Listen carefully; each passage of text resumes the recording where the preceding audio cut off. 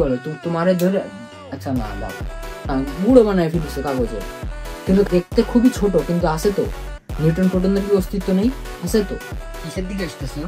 Zero. ঠিক আগের ভিডিওর মতো এই প্রসেসটা আমরা অনেকেই হয়তো এর আগে ইউটিউবে দেখে থাকতে পারি। আসসালামু আলাইকুম সবাইকে, আজকের ক্লাসে সবাইকে স্বাগতম। তো আমরা অসীম সংখ্যা রিলেটেড আমাদের যে সেকেন্ড ভিডিও, তো সেই ভিডিওতে আমরা চলে এসেছি। আর আজকে আমাদের ভিডিওর নাম আমরা আগের দিন ঠিক করেছিলাম যে অসীম সংখ্যা দা কনক্লুশন, বাহুবলী দা বাহুবলী 2 দা কনক্লুশন আছে, আমাদের অসীম সংখ্যা দা কনক্লুশন। তো আমার একটু ঠান্ডা লেগেছে, এই জন্য আজকে গলার কারণে একটু সমস্যা হবে। যাই হোক, তো গত ক্লাসে আমরা দুইটা উপায় দেখেছিলাম বা বোঝার চেষ্টা করেছিলাম অসীম সংখ্যা আসলে কি। দুইটা উপায়, সেই দুইটা কি ছিল? একটা হচ্ছে 10/0 = x, এভাবে আমরা বোঝার চেষ্টা করেছিলাম, এটাকে আমরা গাণিতিক উপায় বলতে পারি। আর একটা উপায় আমরা বোঝার চেষ্টা করেছিলাম, সেটা হচ্ছে সংখ্যা রেখার মাধ্যমে। এভাবে সংখ্যা রেখার মাধ্যমে আমরা বোঝার চেষ্টা করেছিলাম অসীম সংখ্যা কি। আজকে আমরা আরো দুটো নতুন উপায় জানার চেষ্টা করব। তো সে দুটো উপায় কি? সে দুটো উপায় হলো, একটা হলো আমরা একটা দণ্ডকে ভাগ করতে করতে করতে আমরা বোঝার চেষ্টা করবো অসীম আসলে কি, ধারার মাধ্যমে। এই এই এই প্রসেসটা আমরা অনেকেই হয়তো এর আগে ইউটিউবে দেখে থাকতে পারি। তো আজকে আমরা এটা আবার দেখব, অনেকে নাও দেখতে পারি। আর আরেকটা টপিক কি, আমরা হচ্ছে কার্তেশীয় সমতলে, কার্তেশীয় সমতলে আমরা এরকম রেখার মাধ্যমে, এরকম দুইটা রেখা আছে, এরকম রেখার মাধ্যমে বোঝার চেষ্টা করব। তো চলুন আর বেশি দেরি না করে শুরু করা যাক। আচ্ছা, প্রথমে আমরা কার্তেশীয় সমতলটা আমাদের সবার জানা, হয়তো আমরা অসীম রিলেটেড কিছু দেখিনি, যেহেতু আমরা ওই দণ্ডের ওইটা ভাগ করতে করতে ওটা আমরা আগে দেখেছি, সবাই দেখিনি, কিছু কিছু লোক দেখেছি, তো সেটা নিয়ে আমরা আগে বলবো। তো ধরেন একটা দণ্ড আছে যেটা এরকম, আর এর দৈর্ঘ্য 10 মিটার। আচ্ছা, এখন আমরা অনেকে ধারা শুনছি না, ধারা যেরকম 2+4+8 একটা ধারা, এখানে 2 2 4, 4 2 8 এভাবে গেছে। আবার এখানে 2+4+6+... এটা একটা ধারা। এখানে 2 বেড়েছে, এখানেও 2 বেড়েছে। এটা কি? এটা সমান্তর ধারা, এটা গুণ আকারে বেড়েছে, জন্য এটা গুণাত্মক ধারা। এখন এই যে ডট ডট ডট ডট দিয়া মানে কি জানেন, এর কোনো শেষ নেই, এভাবে চলতে থাকবে, এর কোনো শেষ নেই, এভাবে চলতে থাকবে। আচ্ছা, এটা কিভাবে চলতে থাকে, কিভাবে এই ধারাগুলোর সৃষ্টি হয়, এটাই মূলত আমরা এখন এখানে এক্সপ্লেন করব। এটা ক্লাস 9-10 বইয়ের জেনারেল ম্যাথের 13 অধ্যায় এবং হায়ার ম্যাথের 7 অধ্যায়তে এই সম্পর্কিত আলোচনা আছে। এইগুলো নেই, কিন্তু এই ধারা রিলেটেড আলোচনা আছে। তো এটা নিয়ে আমরা মূলত বোঝার চেষ্টা করব। তো তার আগে আমার এখন একটা ক্যালকুলেটর লাগবে, তো আমরা ক্যালকুলেটর নিয়ে চলে এসেছি। এখন আমাদের একটু ঠান্ডা মাথায় বোঝা লাগবে যে এখানে এই যে টোটাল দণ্ডটুকু কতটুকু আছে, 10 মিটার। এখন আমি এই দণ্ডের মাধ্যমে একটা ধারা বানাবো, যে আমরা অর্ধেক করব আর যে মানটা পাবো এটা দিয়ে একটা ধারা। এখন আমি এভাবে করতে করতে 10 মিটার পর্যন্ত যাব, ঠিক আছে? মানে এইটুকু অর্ধেক করবো, 5 মিটার পাবো, 5 লিখবো, এইটুকু অর্ধেক করবো, যেটা পাবো সেটা, এইটাই ভাবে। এখন আমরা যদি এটাকে অর্ধেক করলাম, এখানে এই যে অর্ধেক, তাহলে এইটুকুর দৈর্ঘ্য কত? এইটুকুর দৈর্ঘ্য আমরা পাবো 5, 10-এর অর্ধেক 5 মিটার। আচ্ছা, তাহলে এইটুকু যদি 5 মিটার, এইটুকু কত? 5 মিটার, এই টোটালটুকু 5 মিটার। এখন এটুকু 5 মিটার হলো, ঠিক আছে? এখন এবার আমরা তো আর এখানে তার টোটালটুকু তার অর্ধেক করবো না, এবার আমরা যে 5 মিটার পাইছি ওটার আবার অর্ধেক করব। এটার যদি আমরা আবার অর্ধেক করি, এইটুক যেটুক আসে, এইটুকের মান 2.5 মিটার, মানে এটা 5/2। 5টা যেহেতু 2 ভাগ করছি, এই জন্য 2.5 মিটার, এইভাবে। আচ্ছা, তাহলে আমরা ধারাগুলো একটু সাজাই। আমাদের 5 আসতেছে প্রথম মান, তারপরের মান 2.5, এটা থেকে ছোট। আচ্ছা, এইটুক 2.5 মানে কি? এইটুকু 2.5, তো আমরা এইটুক মুছে দিই, এইটুক তাহলে এখন 2.5 মিটার। এই যে এইখান থেকে শুরু করে এই পর্যন্ত, এই পয়েন্টটুকু, তাহলে এটারও আমরা অর্ধেক করব, এটার অর্ধেক করলাম। তাহলে এটার অর্ধেক করলে 2.5 এর অর্ধেক করলে, এখানে কি করছিলাম? এখানে আমরা 5/2 করছিলাম না, করে আমরা এটা পাইছিলাম। এখন আমরা এটা করব, 2.5/2, এখানে আমরা কত পাই? 2.5 ভাগ 2, এখানে আমরা পাই 1.25। 1.25 তার মানে কি? তার মানে এটুক দৈর্ঘ্য 1.25, আমরা ধারার একটা উপাদান 1.25। আমরা কিন্তু আস্তে আস্তে 10-এর কাছে যাচ্ছি। ওকে, যাই। আচ্ছা, এখানে জাস্ট 1.25 লিখে রাখি। আচ্ছা, এটুক যদি 1.25 হয়, এটুকু অবশ্যই 1.25 অর্ধেক করছি তো আমরা। তাহলে এবার এটা মুছে দিয়ে এবার আমরা এইটাতে আবার অর্ধেক করবো, 1.25 আরো অর্ধেক করবো। 1.25 এর অর্ধেক যদি আমরা করি তাহলে আমাদের আসে 0.625। 0.625। 0.625। আচ্ছা, এখানে একটা প্যাটার্ন আছে। আমরা প্রত্যেকবার যে উপাদানটা পাইছি, প্রথমে 10 ছিল না, 10কে আমরা 2 দিয়ে ভাগ করে 5 পাইছি, 5কে আমরা 2 দিয়ে ভাগ করে 2.5 পাইছি। ভাগ আমরা কেন করছি সেটা কিন্তু একটু আগে এক্সপ্লেন করছি, কারণ আমরা ফার্স্ট অর্ধেক করছি, যেটুক পাইছি ওটার অর্ধেক করছি, তারপরে যেটুক পাইছি ওটার অর্ধেক করছি, তারপর যেটুক পাইছি ওটার অর্ধেক করছি। মানে প্রত্যেকবার ভাগ করার পরে যেটা পাচ্ছি ওটারে আবার 2 দিয়ে ভাগ করতেছি। প্রত্যেকবার ভাগ করার পরে 2 দিয়ে ভাগ করার পরে যেটা পাচ্ছি ওটাকে আবার 2 দিয়ে ভাগ করতেছি, ভাগ করে এটা পাইছি, এটা 2 দিয়ে ভাগ করে এটা পাইছি। তার মানে কি আমরা আস্তে আস্তে আরো আরো যত ভাগ করব তত আমরা 10-এর কাছে যাচ্ছি না?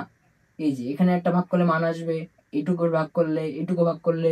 আমরা যদি এইভাবে একটু জুম করে দেখি তাহলে এখানে যেটুকু সাদা দাগ দেখা যাচ্ছে ওইটার মধ্যে আরো অসংখ্য ভাগ করা যাবে।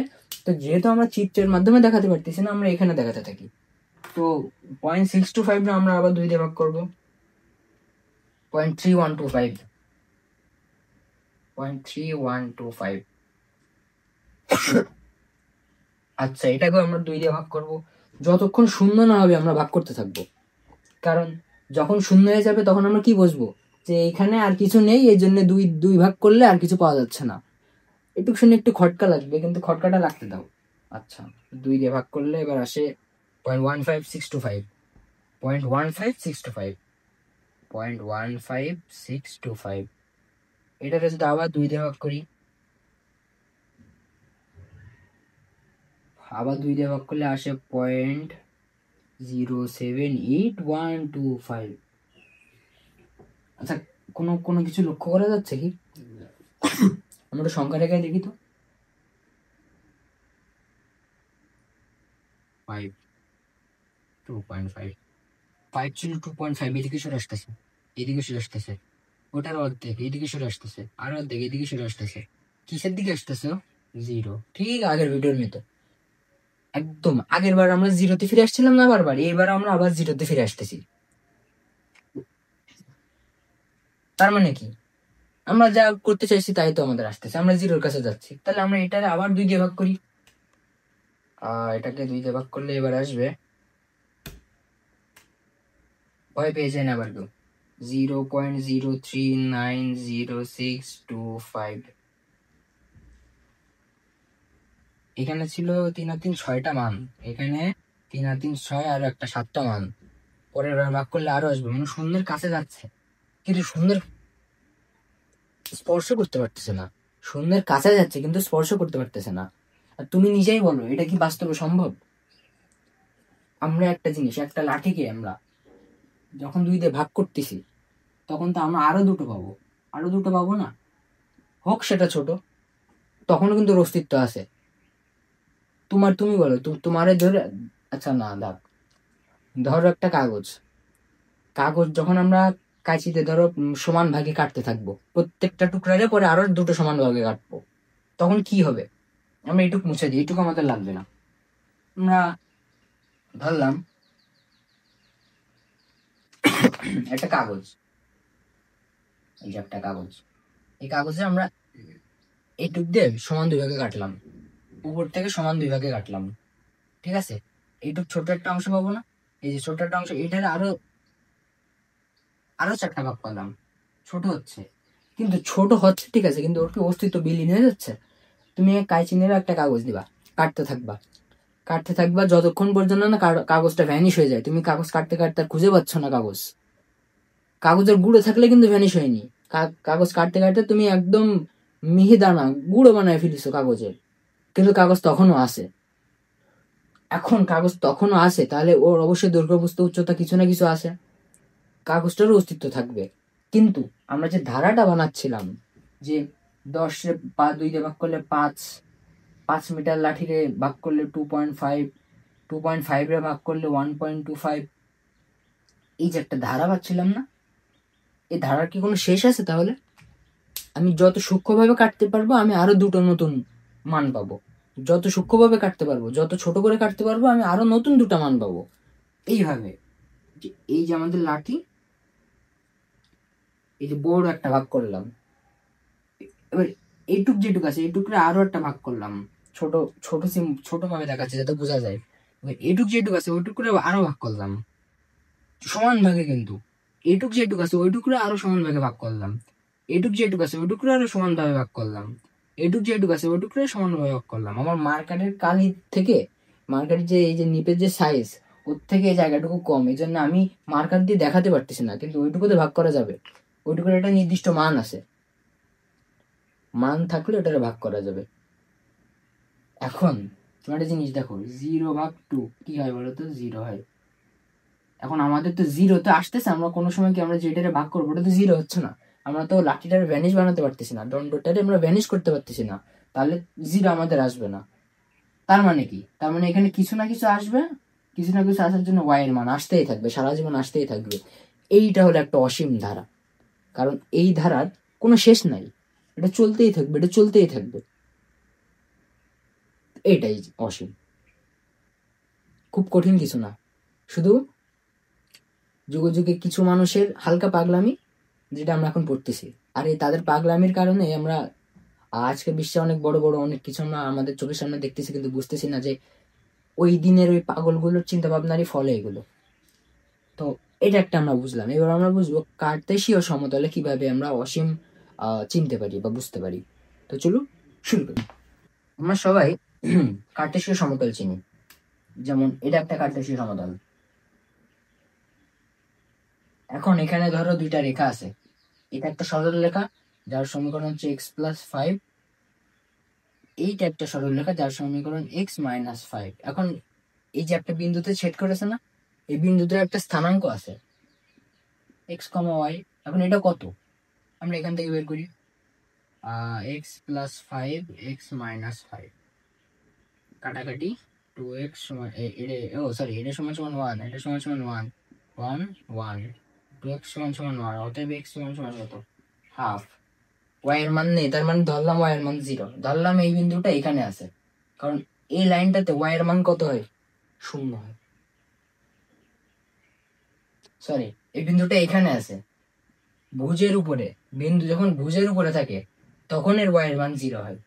তো তোমরা কল্পনা করো নাও যে বিন্দুটা এখানে আছে, তো এখানে আমরা একটা x, y এর একটা সমাধান পেলাম যে 1/2, 0, এরকম একটা সমাধান পেলাম। তার মানে কি? যে দুইটা সরল রেখা একটা বিন্দুতে ছেদ করেছে, ছেদ বিন্দুর স্থানাঙ্ক আমরা সমীকরণের মাধ্যমে বের করতেছি। এটা আমরা আগেও করছি, এখানে আমরা আগে করছি কিন্তু অজান্তে করছি, আমরা জানতাম না আসলে আমরা কি করতেছি। দুটো সমীকরণ দেওয়া আছে, এটা একটা সমীকরণ, এটা একটা সমীকরণ। এই যে এটা একটা সমীকরণ দিয়ে আমাদের বলে সমাধান করো, এই যে এই দুটার মাধ্যমে বলে সমাধান করো। সমাধান মানে কি? এই দুইটা সমীকরণ দিয়ে একটা সরল রেখা বা যে কোনো রেখা হতে পারে, ওই রেখা একটা নির্দিষ্ট বিন্দুতে ছেদ করে আমাদের বলে সমাধানটা এটা বের করতে।